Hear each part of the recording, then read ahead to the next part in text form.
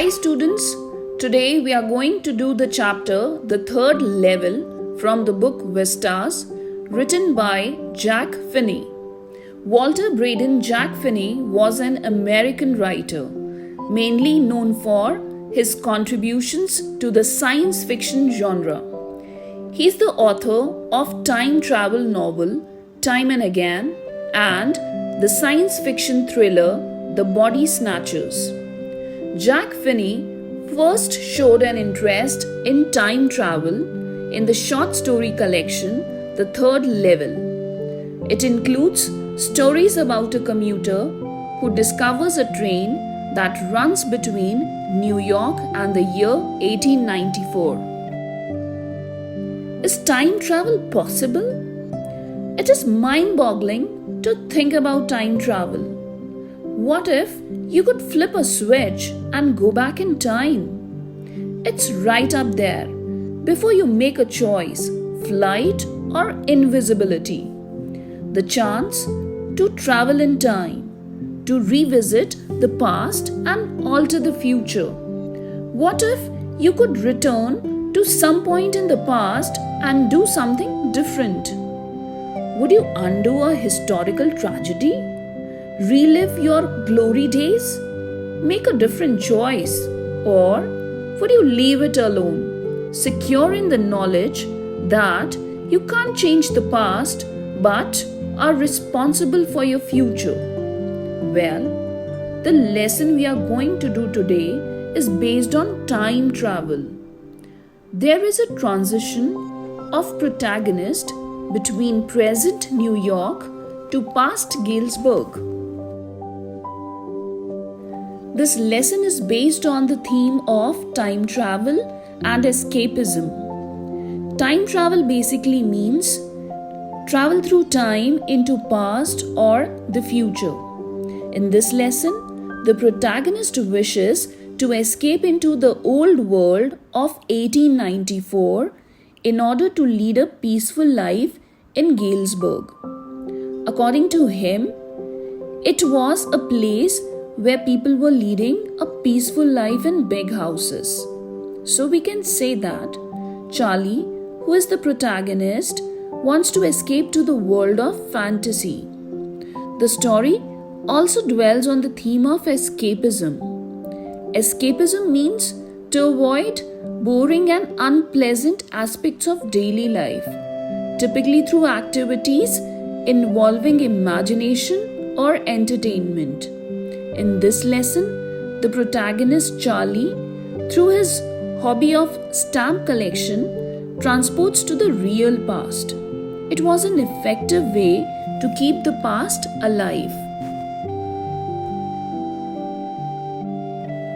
There are three characters in this lesson. First is Charlie, who's the protagonist. He's an ordinary man who lives in New York. He's 31 years old. He wears a tan gabardine suit and a straw hat with a fancy band. Gabardine suit means a loose-fitted suit. Next character is Louisa. Louisa is Charlie's wife. She does not like when her husband's friend Sam tells her that Charlie is unhappy and full of tensions and worries in his life. Next character is Sam. Sam is a psychiatrist by profession and he is Charlie's friend. Let's go through the setting of the story. The third level signifies an escape from the modern world that is full of insecurities, fears, war and worries to the period of 1890s, which represents a peaceful life. There is an intersection of time and space in the story, which means transition between present-day New York to past Galesburg, Illinois, where protagonist stayed during his childhood. The protagonist interweaves fantasy and reality in this story. Here's the brief overview of the chapter. The third level tells the story of a 31-year-old man named Charlie. One fine evening, while rushing home, he decides to take the subway from the Grand Central Station in New York City. He ends up finding himself on the third level of the Grand Central Station. In real, there were only two levels. So, Charlie is convinced that there are three levels at Grand Central Station of New York. But in reality, there are only two levels, namely New Haven and Hartford. There, Charlie observes spittoons lying on the floor. Spittoons refers to the funnel-shaped vessels for spitting. He observes that people were wearing derby hats and gold watches. He also sees a Currier and Ives locomotive. Locomotive refers to an old engine. Currier and Ives was the US company. On realizing that he's gone back in time, Charlie tries to buy tickets to Galesburg, Illinois. During the lunch hour the next afternoon, Charlie withdraws all his savings, nearly $500 to buy old-style currency notes. Charlie narrates this incident to Sam, his friend who works as a psychiatrist. Sam concludes that the third level is nothing but a mere figment of Charlie's imagination.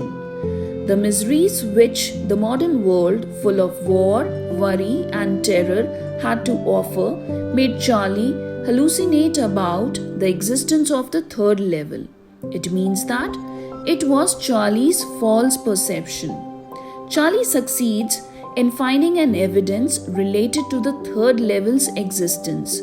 He discovers a letter addressed to him by his psychiatrist friend Sam. The letter was dated July 18, 1894. It seemed that Sam wasn't doubtful about the existence of the third level. The past is a good place to visit, but certainly not a good place to stay. The Third Level by Jack Finney is an engrossing story set in the 1950s. The story is studded with numerous undertones of irony. It takes you back in time.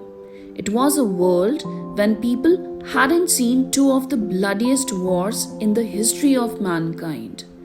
The story brings to light the fact that figments of someone's imagination can be used for shying away from reality, which, in all fairness, is harsh enough. Let us take a closer look at the story. The story begins with the mention of third level at the Grand Central Station, which actually has only two levels in real. The protagonist himself is aware that even the presidents of New York Central and the New York, New Haven and Hartford railroads would be confident about the existence of only two levels. But, according to him, he has been to the third level.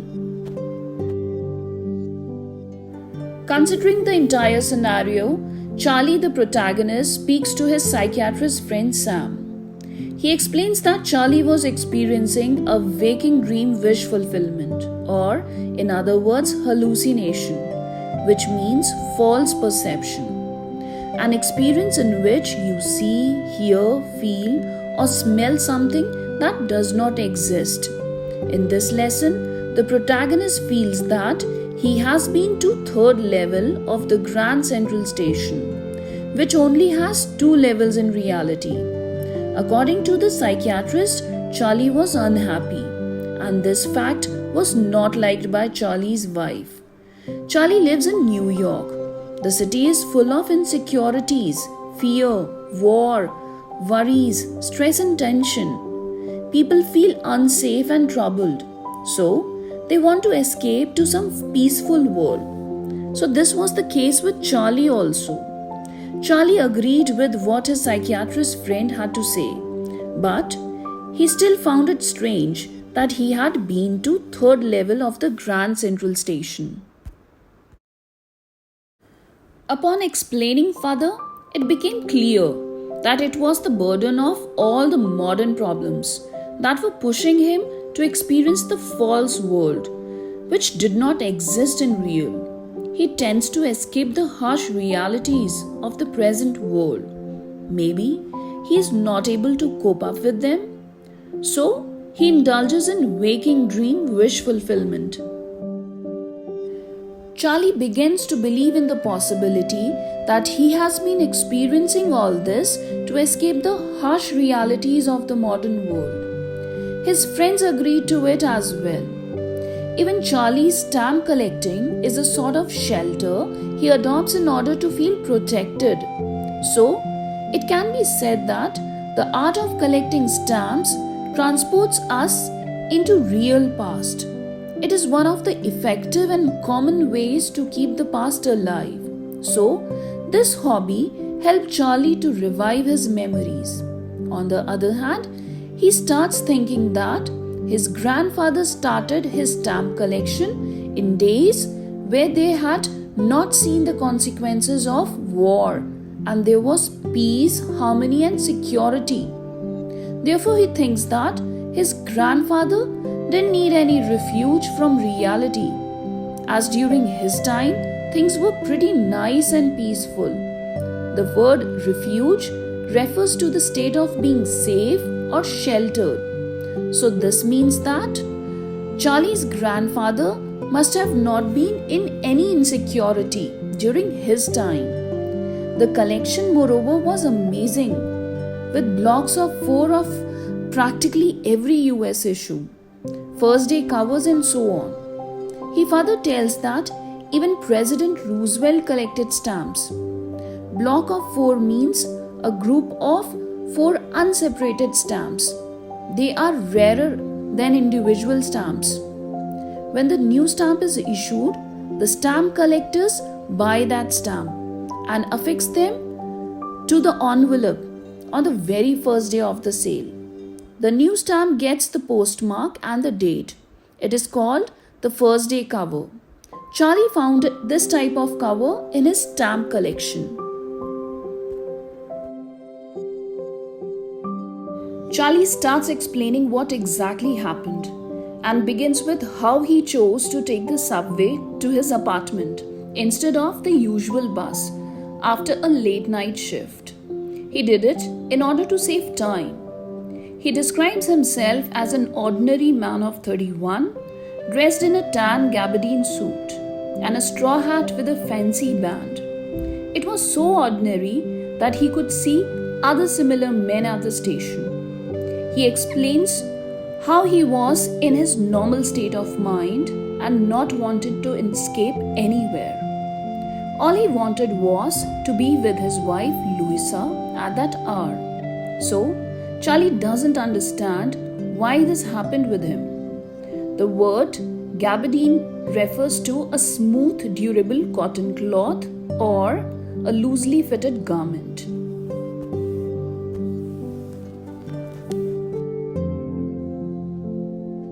I turned into Grand Central from Vanderbilt Avenue and went down the steps to the first level, where you take trains like the 20th century. Then I walked down another flight to the second level, where the suburban trains leave from. Ducked into an arched doorway, heading for the subway, and got lost. That's easy to do. I've been in and out of Grand Central hundreds of times, but I'm always bumping into new doorways and stairs and corridors. Once, I got into a tunnel about a mile long and came out in the lobby of Roosevelt Hotel. Another time, I came up in an office building on 46th Street, 3 blocks away. In this text, suburban refers to residential, ducked means lower the head or body quickly, arched means curved, bumping means to knock or run into something. So, Charlie comes to the part of the incident where he entered the Grand Central from Vanderbilt Avenue. It was nothing unusual for him because even if he had come to that station 1,000 times, there were occasions he bumped into new corridors and doorways and he used to get lost. Once he entered the wrong lobby and reached Roosevelt Hotel, and at another time he says that He reached the office building, which was about 3 blocks away.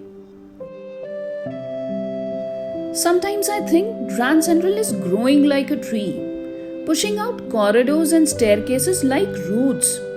There's probably a long tunnel that nobody knows about feeling its way under the city right now, on its way to Times Square, and maybe another to Central Park. And maybe because for so many people through the years, Grand Central has been an exit, a way to escape. Maybe that's how the tunnel I got into. But I never told my psychiatrist friend about that idea. Charlie wondered that Grand Central was expanding at a very fast rate, just like a tree with its roots. The new corridors and tunnels were trying to reach Times Square and Central Park. He feels it might be because Grand Central was a place of exit for innumerable people. He also managed to escape reality because of the same reason, although he never shared this truth with his psychiatrist friend Sam. The unusual corridor he had entered into began angling left and slanting downward, which he felt odd about, but nevertheless he kept on walking. There was no one except him, and the voice of his feet echoed. He finally heard the sound of people talking from a distance. Then he took a left and walked down the stairs, again only to reach the 3rd level of the Grand Central. He thought he had somehow made his way back to the 2nd level, but as he noticed, the rooms were smaller with ticket windows and train gates. The wooden information booth was in center, having old looks. Open flame of gas lights were flickering. There were brass spittoons on the floor, and across the station a glint of light caught my eye. A man was pulling a gold watch from his vest pocket. He snapped open the cover, glanced at his watch and frowned. He wore a derby hat, a black 4-button suit with tiny lapels. He had a big black handlebar mustache. Then I looked around and saw that everyone in the station was dressed like 1890 something. I never saw so many beards, sideburns, and fancy mustaches in my life. A woman walked in through the train gate. She wore a dress with Lego mutton sleeves and a skirt to the top of her high-button shoes. Back of her, out on the tracks, I caught a glimpse of a locomotive. A very small Currier and Ives locomotive with a funnel-shaped stack. And then I knew. Spittoons refers to a metal or earthen pot used for spitting. Snap means break something. And locomotive means an old engine. Currier and Ives was the name of the US company. Charlie observes brass spittoons lying on the floor. Suddenly, a glimpse of light caught his attention, and he saw a man pulling his gold watch from his vest pocket. He was dressed in old-fashioned style. He had handlebar mustache, which means thick mustache with curved ends. Basically, those mustaches resemble to handlebars of a bicycle. Suddenly, he noticed that everyone was dressed like the 19th century. He also saw a woman who was wearing a dress with Lego mutton sleeves, which means a dress with puffed sleeves, generally wider over the upper arm and narrow towards the wrist. It was basically the time before deadly wars. So many beards and fancy mustaches all around, something that Charlie had never seen before. He even saw a very small Currier and Ives locomotive, which made him sure about which time he was in. To check his suspicion, Charlie went over to the newspaper boy, who was selling The World, a newspaper which was discontinued years ago. There were some headlines about the president of that time, that is, President Cleveland.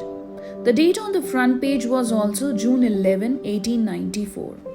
So, Understanding that he was somehow gone back in time, Charlie tries to buy tickets to Galesburg, Illinois, for himself and his wife. So, Galesburg was the fanciful world where Charlie always wanted to escape.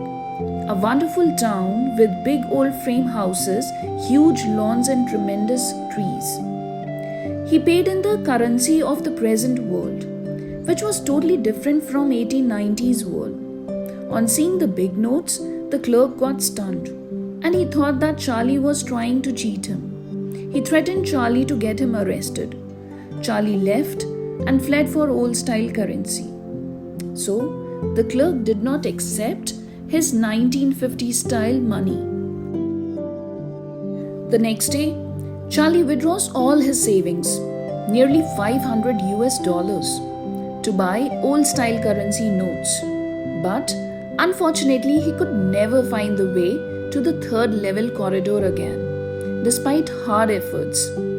His wife Louisa was pretty worried when she got to know about it and told Charlie not to look for the third level anymore. Charlie took to stamp collecting.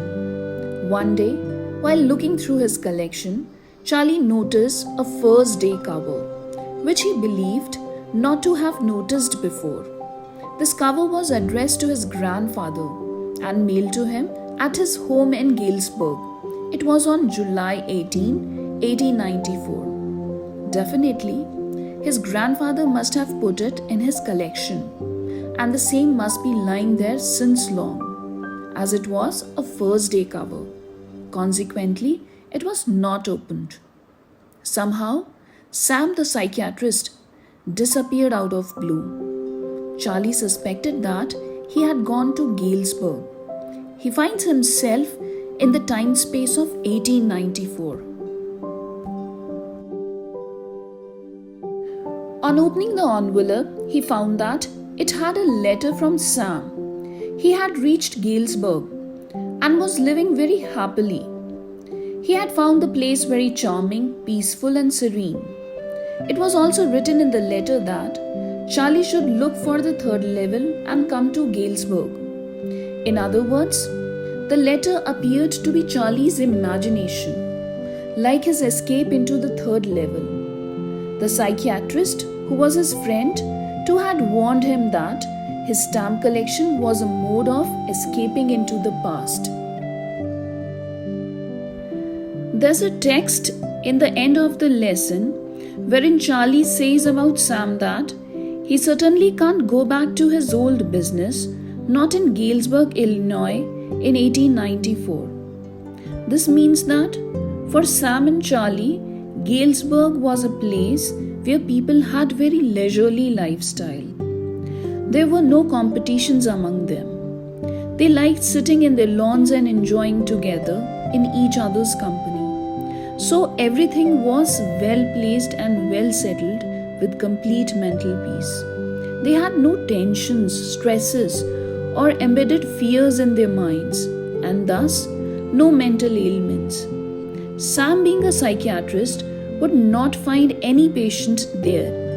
That is why it was said that he certainly can't go back to his old business in Galesburg of 1894. So we can say that both Sam and Charlie are the victims of whim that the third level exists, because it gives them a way to run away from the troubles caused due to their burdened lives.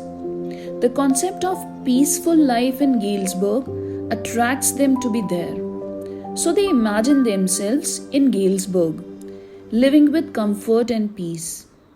They know in reality that nothing exists like third level, but their longing for the mental peace compel them to believe it. All in all, the third level brings us to the conclusion that people find it hard to make peace with unpleasant things they come across in life. The story further makes us realize that the past and future are real illusions. The protagonist is an ordinary man with a family. Peace and serenity happens to be the two things he wants rather desperately. His decision to stay back in the year 1894 reiterates his desire to live a peaceful and joyous life with his wife. The insecurities that came with war, terror, and disease had got the common man like Charlie to wish for a temporary relief from the harsh realities of life. So, in the end, we can say that real happiness is not in chasing temporary illusions of this world, but rather is in finding true peace in the self